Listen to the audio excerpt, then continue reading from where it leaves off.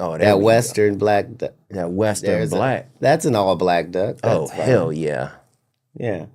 But mine are. Oh, that's Mallard Luther King right there, bro. That thing dark as hell, dude. Sorry, bro. You're gonna make a great black guy. Mallard Luther King. That could be his name. Dude, I'd be Mormon in a heartbeat, bro. Yeah, you moved to Utah? Bro, beautiful women. You get to be tall. Yeah, they're all tall. Yeah. You know, they're very welcoming. Well, they're closer to God. Go to the tabernacle, man. That thing is like a damn Neapolitan sandwich. They are every color person in there, bro.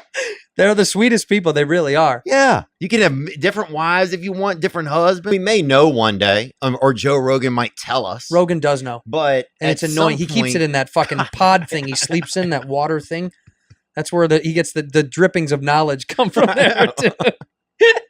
Oh, dude, I saw him one time eating facts out of a glowing bag one time. Really? Yeah, totally. Because I've heard this and I've never seen it before. Totally, man. It's in his glove box. He's endless. You know, he says he loves to play pool. It's not. The crack of the balls gives him the secrets. Oh, that's crazy. Yeah, I've heard it a few times. And I was like, what is Zeus that? with the planets. That's exactly right. When they smash, then he gets all this knowledge. It's really insane. I'm like, do I use this one to break? He's like, no, that's Neptune. That goes back in the formation. Dude, I was in Louisville one time. I came out of a show.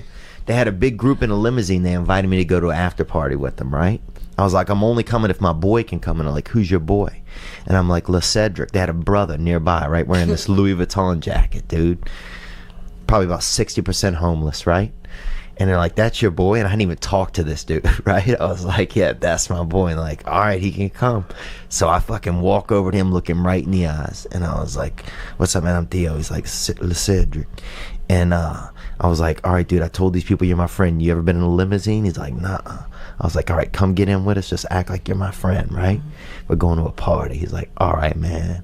So we go in the limo, bro. We're in there, hot chicks, dudes, people fucking.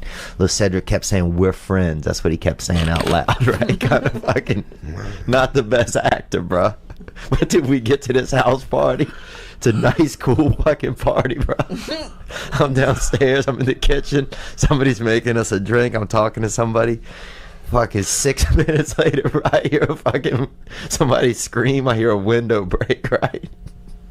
Somebody comes running down. They said some dude just stole like 4 purses out of the coat room upstairs and fucking jumped out a window. That would have been me, Doug. And that was fucking LeCedric, bro. And that was like, and everybody there was like crying and pissed. And some girl was like furious because all her tampons were in there or something. I remember she got pissed. She was a tough girl. She was like one of those, what are those people that slide the thing on the ice, she said? Curlers? Yeah, she was a curler. And but I was, in my head, I was like, this is the best fucking night ever. Chris has a lot of money, bro. He does. Dude, I was somewhere with him, and I've said this before, where a table was uneven, and he took like $800 and folded it up and put it under the table to make it even. Just so he could enjoy his coffee. The first Asian I ever saw, well, I saw some drawings, right? I remember definitely seeing a lot of drawings when we were kids of Asians because they're easy to draw. So a lot of kids would draw Asians, right?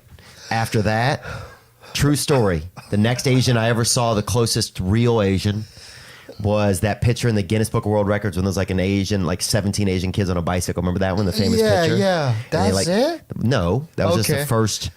I was like, holy shit, look what they can do, you know? And it made me like, but it made us do cool stuff on our bike and like see what we could do. And then there was a rumor when I was about 14 that there was an Asian boy. There was a rumor there was an Asian boy about 17 miles away from us.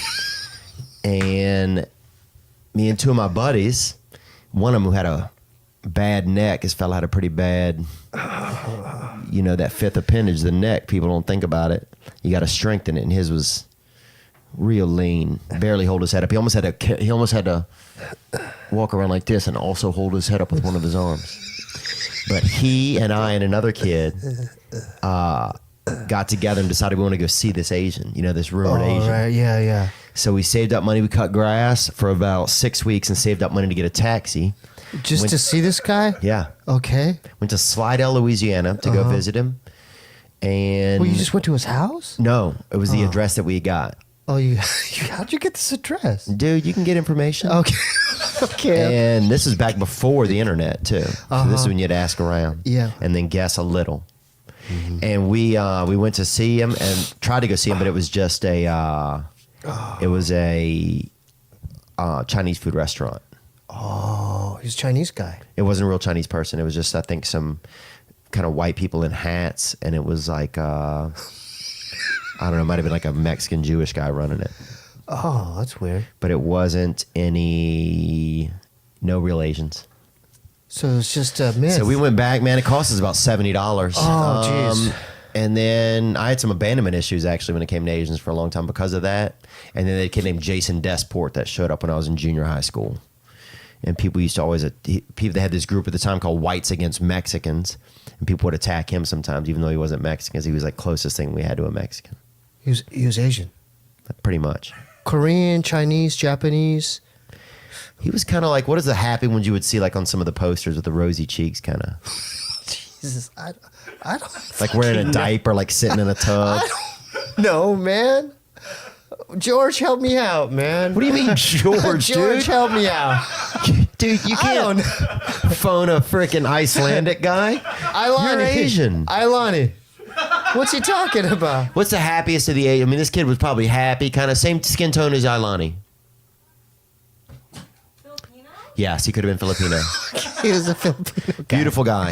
And after that, man, since then, though, I grew up and, got surrounded by Asians here and there. Yeah. And, I've been to a lot of different Asian countries. I've been to Singapore. I've been to Vietnam. I've been to Malaysia, Japan, China. What's your favorite Shanghai. one? Your favorite one? Probably Japan, huh? You know what? I really liked China. You did? Yeah. What'd you like about that? I heard it's just- overpopulated and... Hello and welcome to Trigonometry. I'm Francis Foster, I'm Konstantin Kisin. and this is a show for you if you want honest conversations with fascinating people. Our brilliant guest today is already taking the piss out of us. It's the amazing American comedian Theo Von. Welcome to Trigonometry. You guys have, we call it autism.